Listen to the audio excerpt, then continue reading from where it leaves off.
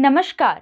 News times के इस bulletin में आप सभी का स्वागत है। आपके साथ मैं हूं तृप्ति विश्वकर्मा। आइए खबरों का सिलसिला अब शुरू करते हैं। नेहरू युवा केंद्र की ओर से खुटपानी प्रखंड के मटकोबेड़ा पंचायत भवन में युवा प्रशिक्षण कार्यक्रम क्लीन विलेज, ग्रीन विलेज और कैच द रेन का आयोजन किया गया। कार्यक्रम के दौरान पूर्व मुखिया रामचंद्र गोप ने कहा कि स्वच्छता को दिन प्रतिदिन की क्रियाओं में शामिल करना चाहिए। राष्ट्रीय जल मिशन के तहत चलाई जा रही महत्वाकांक्षी योजना कैच द रेन के बारे में युवाओं को बताया गया और आह्वान किया गया कि सभी अपने घर से जल संचयन की शुरुआत करें। युवाओं को जल संचयन के लिए शपथ भी दिलाई गई। स्वच्छता जागरूकता और श्रमदान कार्यक्रम के तहत युवाओं ने पंचायत भवन की साफ सफाई की। विद्या भारती के उत्तर पूर्वी क्षेत्र के मंत्री और विद्या विकास समिति झारखंड के प्रदेश मंत्री रामोतार नरसरिया ने कहा कि भारत की नई शिक्षा नीति व्यक्ति, समाज और राष्ट्र को आत्मनिर्भर बनाने के लिए अत्यंत आवश्यक है।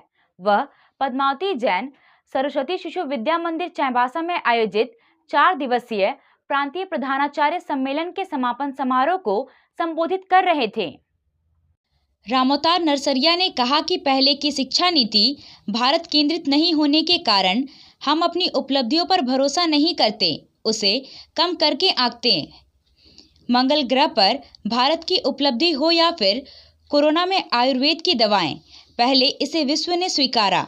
विश्व की स्वीकृति के बाद हम भारतवासियों ने इसे स्वीकारा। उन्होंने कहा कि नई शिक्षा नीति भारत को मजबूत करने के लिए अपने आप में पर्याप्त है। आवश्यकता है इसे पूर्णता से लागू करने की। प्रधानाचार्य विद्यालय में केंद्र में होते हैं।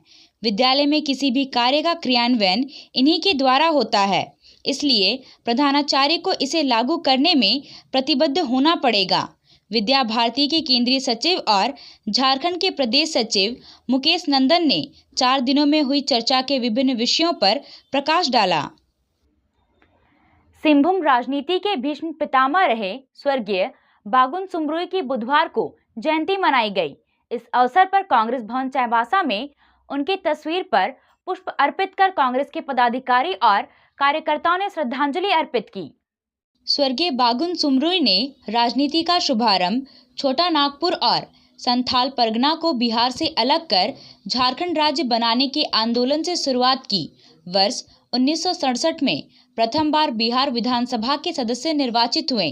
बिहार विधानसभा के सदस्य निर्वाचित होने के बाद वे लगातार राजनीतिक जीवन में अपना कद बढ़ाते रहे। उन्होंने 5 बार लोकसभा और 4 बार विधानसभा चुनाव जीते। राजनीतिक जीवन में उन्होंने बिहार राज्य में वन मंत्री और कल्याण मंत्री बनने का अवसर पाया।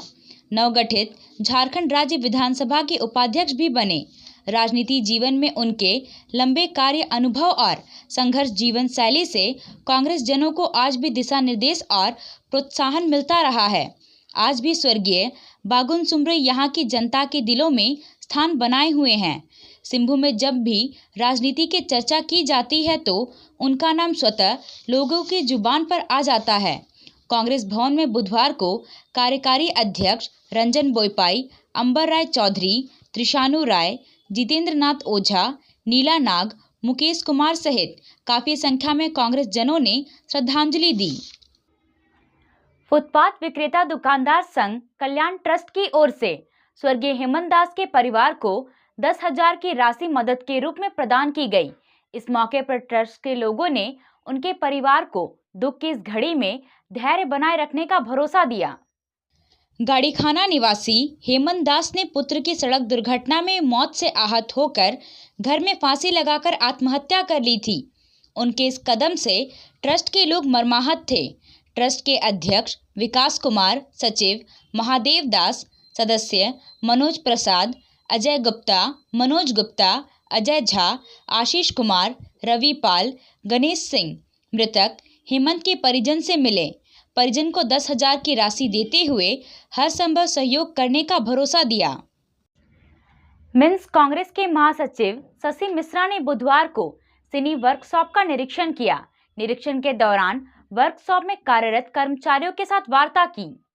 महासचिव ने कहा कि ट्रैक मशीन में मिनिस्ट्रियल स्टाफ नहीं रहने के कारण 1006 रेल कर्मियों का प्रमोशन रुका है। वरीयता सूची में भारी अनियमितता और प्रमोशन में देरी होने के कारण मिन्स कांग्रेस के सदस्य आक्रोशित हैं। महासचिव ने सभी मुद्दा को गार्डन रिच के मुख्य अभियंता को स्थिति से अवगत कराया।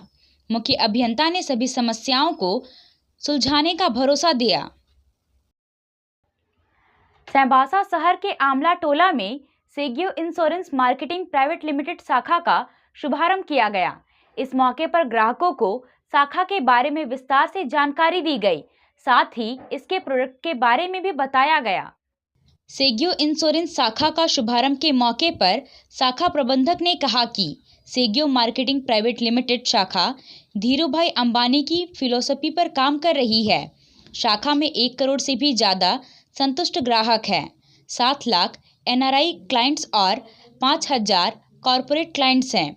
सेगियो इंश्योरेंस के 125 शाखाएं हैं। शाखा प्रबंधक प्रदीप कुमार ने कहा कि सेगियो का मुख्य उद्देश्य है कि यह अपने ग्राहक के पैसे को इस तरह से नियोजित करती है जैसे वृद्ध माता पिता पैसे को बचत कर रखते हैं।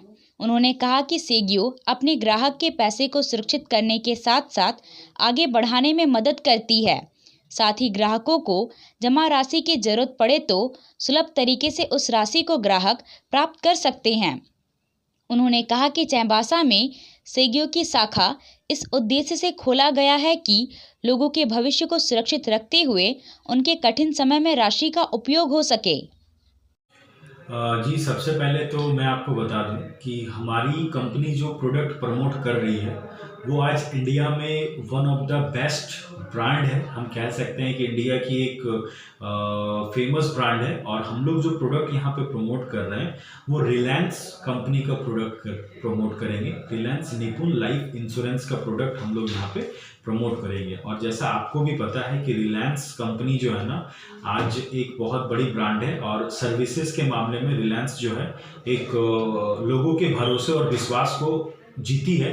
और हमें बताते हुए बहुत ही प्राउड होता है कि आज 1 करोड़ से भी ज़्यादा सेटिस्फाइड क्लाइंट्स हमारे कस्टमर्स हैं रिलायंस में।